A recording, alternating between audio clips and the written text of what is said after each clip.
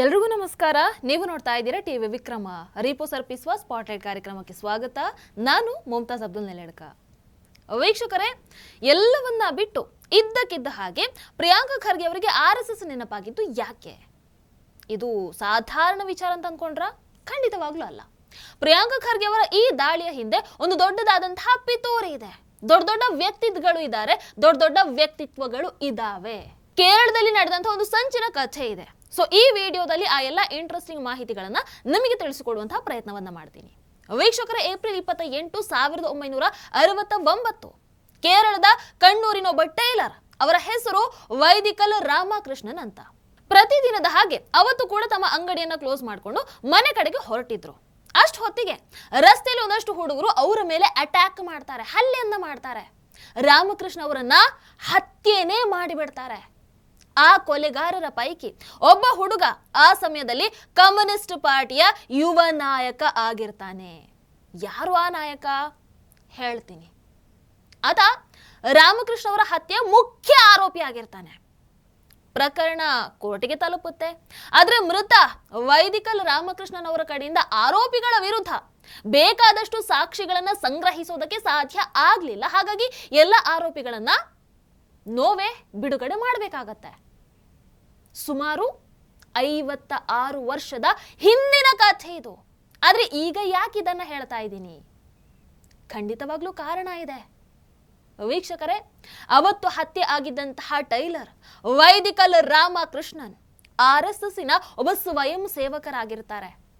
ಆ ಸಮಯದಲ್ಲಿ ಕೇರಳದಲ್ಲಿ RSSನ ಉದಯ ಆಗ್ತಾ ಇತ್ತು.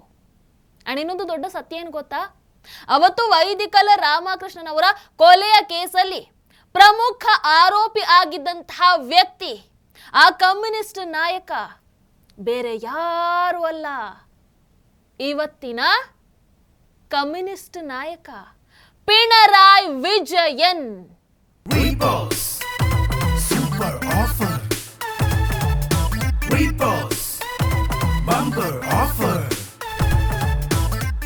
ರೀಪೋಸ್ ಮ್ಯಾಟ್ರೆಸ್ ಅನ್ನು ಖರೀದಿಸಿ ಸ್ಮಾರ್ಟ್ ಟಿವಿಯನ್ನು ಉಚಿತವಾಗಿ ಪಡೆಯಿರಿ. ರೀಪೋಸ್ ಮ್ಯಾಟ್ರೆಸ್. ಪಿಣರಾಯಿ ವಿಜಯನ್ ಇವರ ಮೇಲೆ RSS ಸ್ವಯಂ ಸೇವಕನ ಹತ್ಯೆಯ ಪ್ರಕರಣ ಇದೆ. ಆದ್ರೆ ಅವತ್ತು ಸರಿಯಾದ ಸಾಕ್ಷಿಗಳ ಕೊರತೆಯಿಂದ ಪಿಣರಾಯಿ ವಿಜಯನ್ ಆ ಒಂದು ಕೇಸಲ್ಲಿ ಬಚಾವಾಗ್ಬಿಟ್ಟಿದ್ರು. ಆದ್ರೆ ಅವರು ಕೊಲೆ ಆರೋಪಿನೇ. ಇದು ಕೇರಳದಲ್ಲಿ ನಡೆದಂತಹ ಮೊದಲ ಪೊಲಿಟಿಕಲ್ ಮರ್ಡರ್. ಇದಾದ ಮೇಲೆ 1969ರಿಂದ 2025ರವರೆಗೆ ಕೇರಳದಲ್ಲಿ ಸಾವಿರಾರು ಸ್ವಯಂ ಸೇವಕರ BJP ಕಾರ್ಯಕರ್ತರ ಹತ್ಯೆ ನಡೆದಿದೆ. ನೀವು ಕೂಡ ನೋಡಿರ್ತೀರಾ.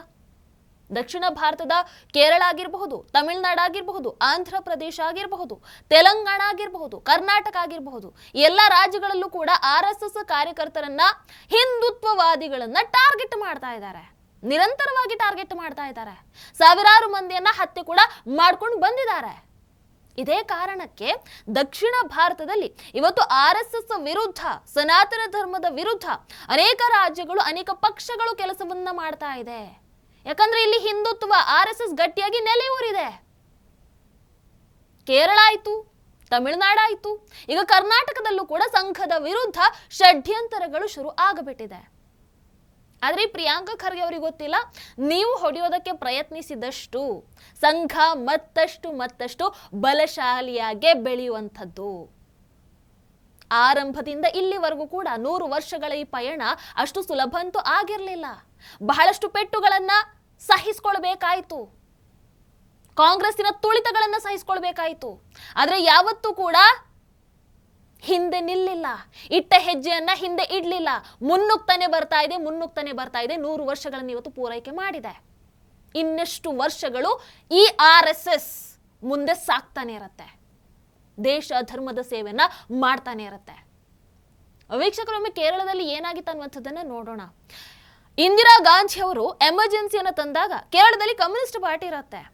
ಅವರು ಮಾತ್ರ ಇಂದಿರಾ ಗಾಂಧಿ ಅವರ ಎಮರ್ಜೆನ್ಸಿಯನ್ನು ಅವತ್ತು ವಿರೋಧ ಮಾಡಲಿಲ್ಲ, ಯಾರು ಕಮ್ಯುನಿಸ್ಟ್ ಪಾರ್ಟಿ. ನಿಜ ಹೇಳಬೇಕು ಅಂತಂದ್ರೆ ಅವತ್ತು ಎಮರ್ಜೆನ್ಸಿಯನ್ನ ವಿರೋಧಿಸಿದ ಏಕೈಕ ಸಂಘಟನೆ ಅಂತ ಹೇಳಿದ್ರೆ ಅದು RSS ಮಾತ್ರ.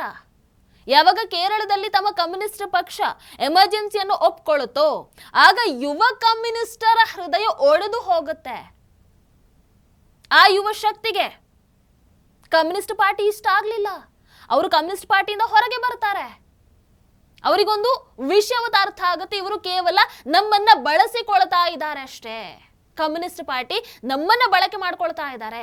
ಹಾಗಾಗಿ ಅವರೆಲ್ಲರೂ ಕೂಡ ಏನ್ ಮಾಡ್ತಾರೆ, RSS ಶಾಖೆ ಕಡೆಗೆ ಮುಖವನ್ನ ಮಾಡ್ತಾರೆ. ಕಮ್ಯುನಿಸ್ಟ್ ಪಕ್ಷ RSS ಸ್ವಯಂ ಸೇವಕರನ್ನ ಟಾರ್ಗೆಟ್ ಮಾಡೋದಕ್ಕೆ ಆಗ್ಲೇ ಶುರು ಮಾಡ್ಕೊಳ್ಳುತ್ತೆ. 1969ರಲ್ಲಿ ಕೇರಳದಲ್ಲಿ ಹಿಂದೂವಾದಿ ನಾಯಕರ ಹತ್ಯೆ ಶುರು ಆಗುತ್ತೆ. ಆಗ್ಲೇ ಹೇಳಿದ ಹಾಗೆ ವೈದಿಕಲ ರಾಮಕೃಷ್ಣನ್ ಅವ್ರದ್ದು ಮೊದಲ ಬಲಿಯಾಗತ್ತೆ. ಕೇರಳದಲ್ಲಿ RSS ಅನ್ನ ನಿಲ್ಲಿಸೋದಕ್ಕೆ ಪದೇ ಪದೇ ಹತ್ಯೆಗಳು ಆಗ್ತಾನೆ ಬಂದವು. 8 ರಿಂದ 9 ಸ್ವಯಂ ಸೇವಕರ ಮನೆಗಳನ್ನು ಸುಡಲಾಯಿತು, ಅವರ ಕಾಲುಗಳನ್ನ ಕತ್ತರಿಸಲಾಯಿತು. ಹೀಗೆ ಬಹಳಷ್ಟು ಇನ್ಸಿಡೆಂಟ್ಸ್ ನಡೆದಿವೆ. ಆದ್ರೆ ಈಗ ಬಂದಿರುವಂತಹ ಅಂಕಿಅಂಶಗಳು ಕಮ್ಯುನಿಸ್ಟ್ ಪಾರ್ಟಿ ಹಾಗೆ ಹಿಂದೂ ವಿರೋಧಿ ಸಂಘಟನೆಗಳ ನಿದ್ದೆಯನ್ನ ಗೆಡಿಸಿದೆ. ಏನದು ಹೇಳ್ತೀನಿ. ಅದರ ಪರಿಣಾಮನೇ ಈಗ ದಕ್ಷಿಣ ಭಾರತದಲ್ಲಿ ಅಚಾನಕ್ ಆಗಿ RSS ವಿರುದ್ಧ ಒಂದು ಪ್ರೊಪಗ್ಯಾಂಡಾ, ಅದೇ ರೀತಿ ಒಂದು ಅಜೆಂಡಾ ಆರಂಭ ಆಗಿರುವಂತದ್ದು. ವೀಕ್ಷಕರ, ಅಟ್ ಪ್ರೆಸೆಂಟ್ ಕೇರಳದಲ್ಲಿ 5142 RSS ಶಾಖೆಗಳಿದ್ದಾವೆ. ನೀವು ನಂಬಲ್ಲ, ಉತ್ತರ ಪ್ರದೇಶಕ್ಕಿಂತ ಹೆಚ್ಚಿನ ಶಾಖೆಗಳು ಇವತ್ತು ಕೇರಳದಲ್ಲಿವೆ ಅಂತೆ. ಅಂದ್ರೆ ಕೇರಳದ ಯುವ ಪೀಳಿಗೆ ಹಿಂದುತ್ವದ ಕಡೆಗೆ ಬರ್ತಾ ಇದ್ದಾರೆ. ಹೊಸ ಪೀಳಿಗೆ ಏನಿದೆ ಅದು RSS ಆಗಿರಬಹುದು, ಹಿಂದುತ್ವ ವಿಚಾರಧಾರೆ ಆಗಿರಬಹುದು, ಇವೆಲ್ಲದರ ಕಡೆಗೆ ವಾಲ್ತಾ ಇದ್ದಾರೆ.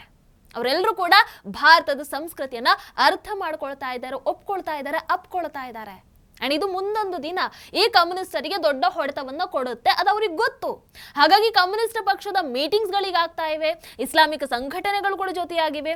ಇವರೆಲ್ಲರೂ ಒಟ್ಟು ಸೇರಿ RSS ಅನ್ನ ಮಟ್ಟ ಹಾಕೋದಕ್ಕೆ ಹೊರಟು ನಿಂತಿದ್ದಾರೆ.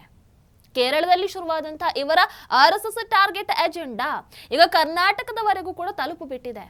ಪ್ರಿಯಾಂಕ್ ಖರ್ಗೆ ಅವರು ಯಾಕೆ ಹೀಗೆ RSS ವಿರುದ್ಧ ಪಿತೂರಿಯನ್ನು ನಡೆಸ್ತಾ ಇದ್ದಾರೆ ಅನ್ನುವಂಥದ್ದು ಬಹುಶಃ ಈಗ ನಿಮಗೆ ಅರ್ಥ ಆಗಿರುತ್ತೆ ಅಂತ ಅಂದುಕೊಳ್ತೀನಿ. ಕೇರಳದಲ್ಲಿ ಶುರುವಾದಂತಹ ಕಥೆ ಈಗ ಕರ್ನಾಟಕಕ್ಕೆ ಬಂದು ನಿಂತಿದೆ. ಅಂಡ್ ಇದರ ಹಿಂದೆ ಇನ್ನೂ ಬಹಳಷ್ಟು ನಾಯಕರುಗಳು ಇರಬಹುದು.